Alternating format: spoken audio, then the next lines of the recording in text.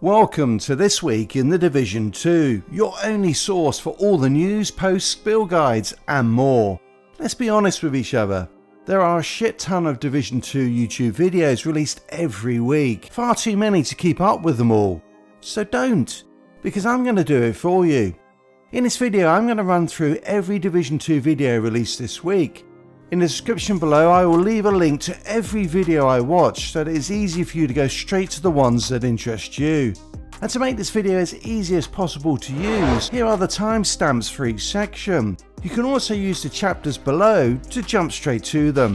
Now, I didn't watch every live stream or let's play video, but technically there are too fucking many of them. But look out for the names of them all at the end of the video. The Battle for Brooklyn DLC was the big news of the week, and while the majority of content creators were harder than a redneck at a family reunion for it, the Division community was divided. Before the showcase happened, I said that I wanted to think about what they presented before commenting. Here is what we are getting with the Battle for Brooklyn DLC. In terms of map size, it's pretty small, being maybe 1/3 to half the size of Warlords of New York expansion map, but it is clearly packing a lot into this. With 3 main missions and 4 world missions, which are roughly half the size, it has a similar number of replayable missions to WONI, half the number of control points, and 2/3 the number of hunter riddles. At 6 to 10 hours of playtime for $15, it's pretty good value. The DLC is clearly focused on getting new players into the game. It is a standalone story, so new players won't need to catch up with the main storyline. There is a level 40 boost so they can jump straight into the action, and the clean standalone map is less overwhelming for new players without all of the noise that now clutters the DC map. But as I said, not everyone in the community is happy with the DLC. There are 3 things that have got players not angry, but disappointed. Firstly, the DLC has been delayed by more than a year, and so what has been produced doesn't feel that much for several years of work. Combine this with the lack of content in the last couple of years, and players were hoping for something better, something bigger, than just more of the same. Top of the list of the things that they wanted was a new replayable game mode. Actually, top of the list was a remaster of Survival, followed by a completed Heartland, and then a new replayable game mode. Now, the message from many content creators is that players should be happy with a small DLC, because the development team working on the Division 2 is small, and so what they have produced is actually pretty impressive.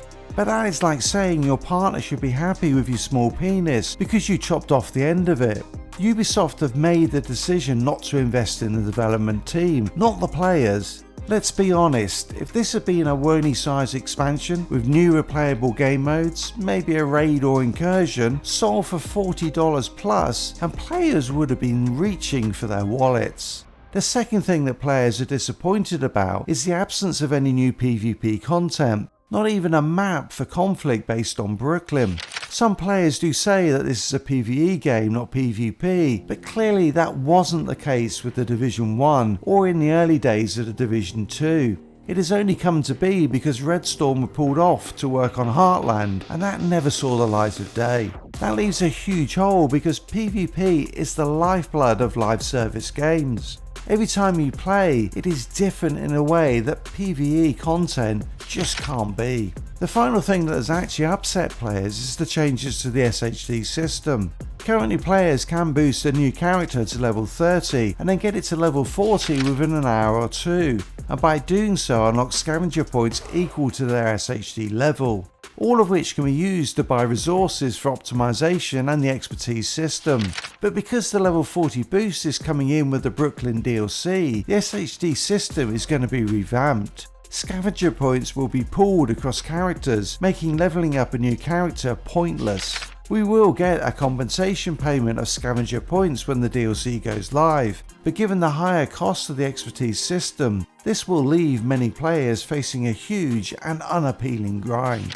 I don't think that these players are wrong to be upset, but I also don't think that players are wrong to be excited about playing the DLC, particularly at such a good price point. My 2 pennies worth on the DLC is that I think it is great value and I'm excited to play it. The Brooklyn map looks pretty fucking awesome. They are making some small improvements to the open world formula, and if you're a new player thinking about getting into the game, this is a great place to jump in at a great price. But I also think that the DLC is very safe, it's very unambitious, it lacks sustainability. Just like Woney, I can't see any players hanging out in Brooklyn a month after launch. And importantly, it will not bring players back to the game because it doesn't address any of the reasons why they left in the first place. And for those new players who join the game, will they stay? To do that, the roadmap for Year 7 is critical. In the showcase, Massive talked about the 3 things they will be focusing on. Firstly, improvements and streamlining of the onboarding process for new players, which I completely agree with.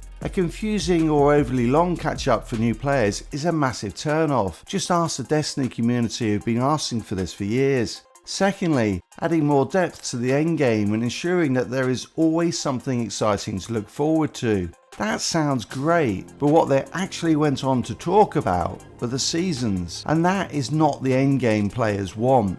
Repeating the same content forever with a wrapper on is not good content. They did also talk about a new wrapper for the open world that is more reactive to our actions. This sounds a little bit similar to some of the concepts that Dispatch discussed in his recent video. I would love to see something like what Helldivers 2 has done, where players have to come together to achieve world objectives in order to trigger certain events or avoid certain consequences. I just don't believe that is what we are going to see. Finally, they said that they will be adding more depth to the endgame progression, giving you more control of tinkering and item customization. All this leaves me a little worried. This kind of makes it clear that they think of the endgame as seasons, open world content, and an avalanche of gear. So no raids, no incursions, no new replayable content, and I just don't think that is enough to retain players who may join the game for the Brooklyn DLC. And with everything going on in Ubisoft right now, I think the franchise really needs a win. We may find that the Division 3 follows the way of Heartland. But for now, like the band on the Titanic, let's play the music and enjoy the Brooklyn DLC for what it is. The other big news this week was the PTS for Year 7 Season 1 and that avalanche of new gear. The theme for the season is very Division 1 related, from the seasonal modifiers which draw heavily from that game's skills and attributes, bringing back the Alpha Bridge gear set through the new exotic Mask Tinkerer, the nimble holster that returns, as does the final measure gear set and the exotic LMG Pacan.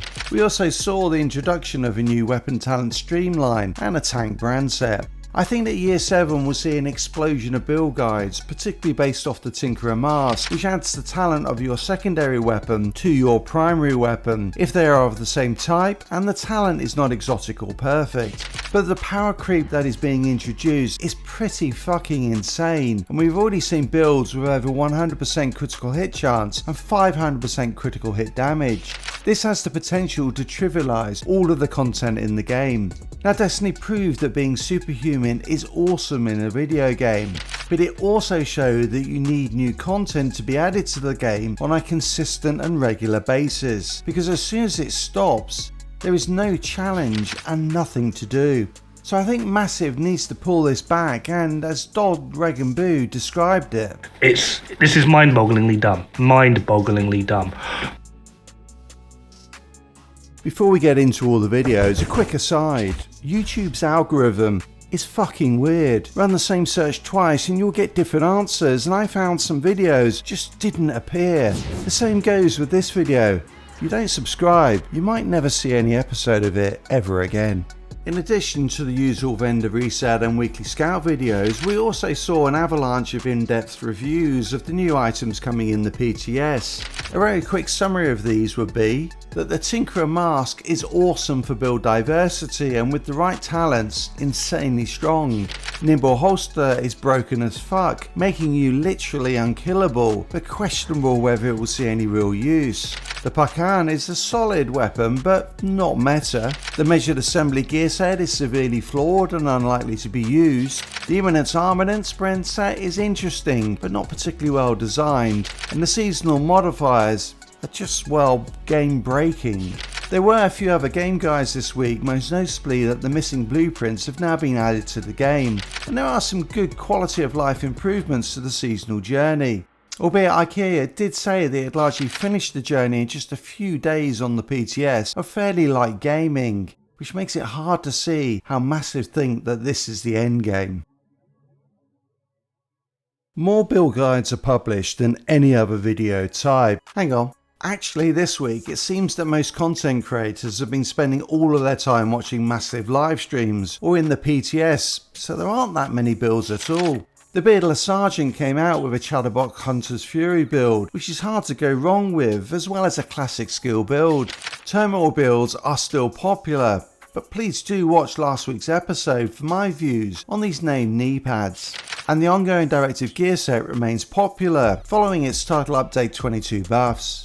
But not everything was an old favourite. There were a couple of builds you don't see that often. Running Butcher with his bonus armour / armour regen crit build. And Sedacity also came out with a very tanky build. It is possible to create builds that are insanely hard to kill due to the massive armour and armour regen that they have. But when they come at the expense of almost all damage output, I don't think that it is a fun build to run. Finally, Tuxedo Bandido continued his series of build compendiums, which for new players is a good way to check out lots of different builds at once.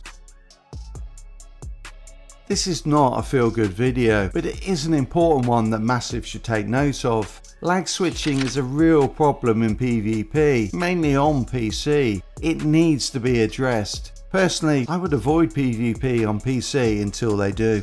See you the same time next week.